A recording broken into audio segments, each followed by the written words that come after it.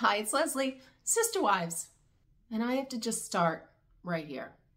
Love should be multiplied, not divided.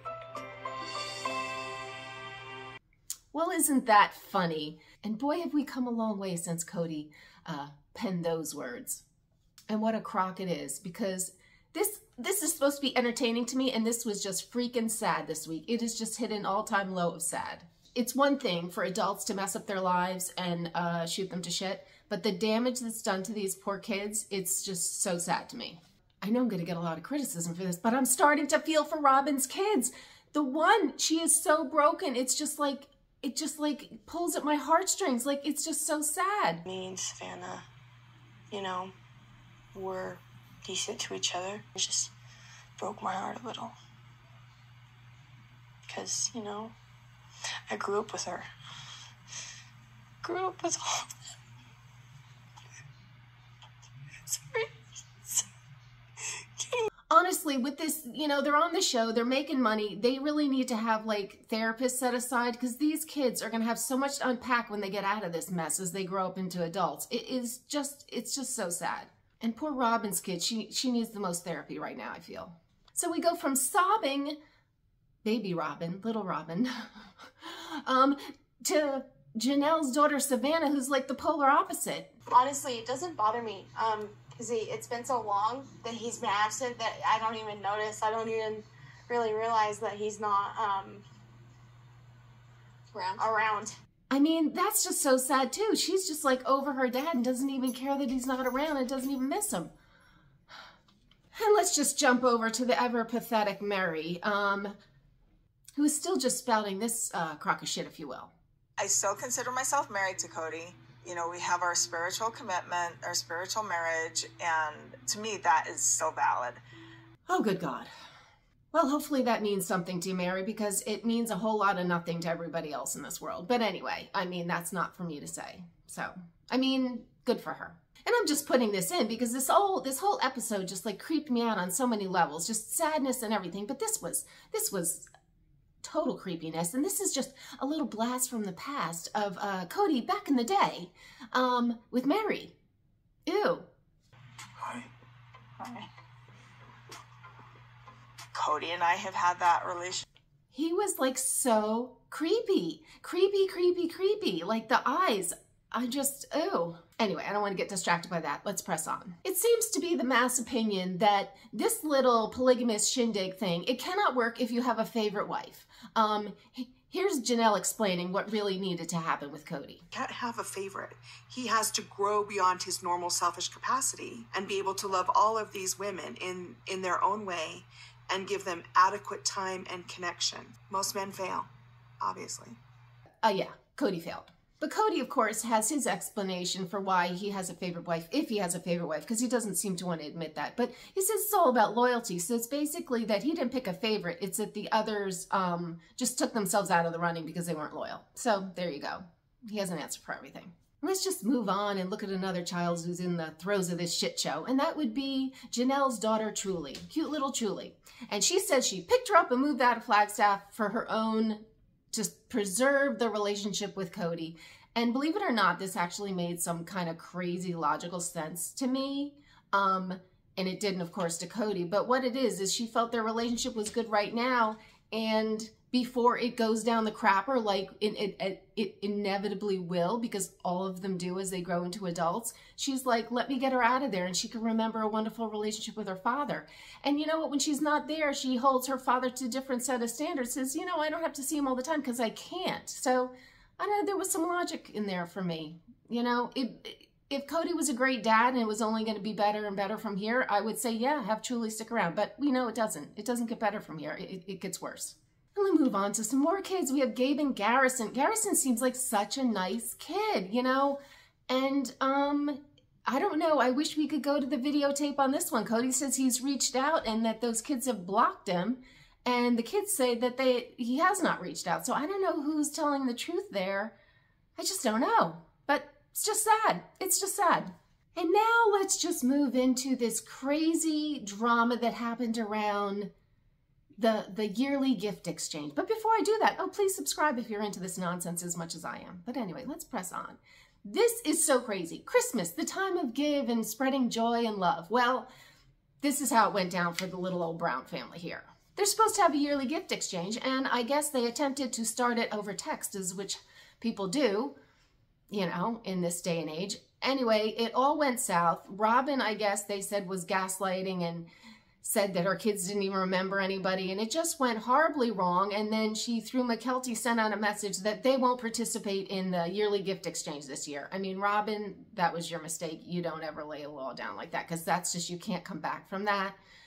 Big mistake, Robin. But anyway, and seeing that Harrison was kind of hurt, I was like, oh, you know, he does actually care for those kids over there, which is nice since they did all grow up together. I don't know, it's all a big mess, and this is how Robin feels about what's happened to her and her kids now. We really, truly, my kids and I have felt like we got voted off the Brown family island. That is absolutely how we have felt. Yep, Robin, it looks like that to be true. But anyway, we get a little insight. I guess Robin says when she came into the family, and this is where it all went wrong if you ask me. She came into the family and she said she struggled to like make those bonds and kind of assimilate and get into the family the way you would think you would before you get married. She said it was tough right from jump. When we were blending families years ago, there was a lot of trouble. I didn't feel like I had a lot of support from the other parents to do this blending, and there was a lot of things that happened that were hard. But that started to kind of go away after 10 years or so of it. But then when COVID hit, all of a sudden my kids and I were excluded again. And all of a sudden, we weren't part of their group. So they struggled. Her and her kids struggled to be part of the family. She says for about 10 years. 10 years. She's only been there 12. She said they were just starting to become part of the family, and then COVID hit. So if my math is correct, what did she have, about 2 weeks where it was good? What? This is crazy. So really, she's never been part of the family except for that little piece of time. It's been a mess. That was Kody's mistake. You don't come into a family if it all doesn't work. You got to figure that out before. So basically, the kids feel that Robin has turned herself into the victim because she's the last wife. I don't even know. But it's so sad. It's so sad just for the kids. I don't even care about these adults. They picked this nonsense, you know, but all these innocent kids that have to grow up in this crap and then live to see another day and try to have successful relationships after it, I feel for them. You know, Christine, she is playing kind of like the nice girl. I don't know if it's all for the camera. She just seems awfully like trying to smooth things over and be very, you know, helping the kids vent and talk about things. I guess that's for real. I don't know if she's totally for real. I'm sure part of her is just like loving the fact that, you know what, Kody's eating it big time right now. And she's just sitting back and watching it, and, you know, but whatever. But she asked Garrison, I want to say, well, would you ever have a face-to-face to try to make up with Robin and her kids? Because it seems like they do have feelings for the kids because they were just there. And he's like, oh, I'm not emotionally mature enough to do that, you know. And then Gwendolyn chimes in. You gotta love it. Gwendolyn chimes in with this. And she'll probably manipulate us or start crying. Yeah, or she'd start crying. I wonder if they call her Sobbin' Robin too. Anyway, well, I mean, another casualty of this darn virus. I mean, that's where it really went horribly wrong, is that, you know, Kody, I made those rules, not Robin, please, wants to make sure that everyone realizes he's the man, he's the boss, he makes the rules, not her, because that would be, you know, wrong. She follows my rules. But this is just one of the saddest quotes, and, you know, there's many to pick from Kody again. Talking about how he feels about his kids and I guess their growing opinions and how they're doing things. All of you are just kind of jerks. I don't want to be around you. And I'm tired of it. And I don't want to call them and I don't want to talk to them. Well, alrighty then. Isn't that the love? Isn't that the love we need from a parent? I don't know, but we also had a little flashback in this episode, and it shows Kody and the family, if you will, in happier times. Even Mary sitting there smiling behind, you know, they all look quite happy there. And I did notice, I mean, this is awful for me to point out, but, you know, because he made it such an issue and such a claim to fame, I just wanted to point out, this is Kody pre-abs, pre-six-pack abs. Check out. You know, he seemed like he got himself into a lot better shape after Robin came along, if you ask me.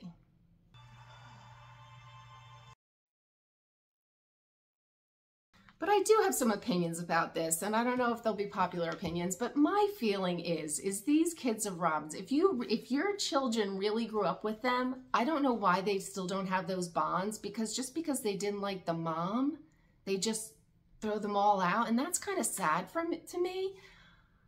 And I feel like if I was their mothers, I'd be trying to foster those relationships. Like, this is your sibling. If you love them on any level, you should keep that relationship. But they're not doing that. They're just like, oh, you don't talk anymore? Like, so most of the kids don't have relationships with Robin's kids, even though there is feeling there, it seems like, from some of them, except for Mykelti. Now, Mykelti has a very soft spot for Robin, because I guess when Robin came into the family, Robin kind of took her under her wing and kind of befriended her and treated her and loved her and was like a second mother to her.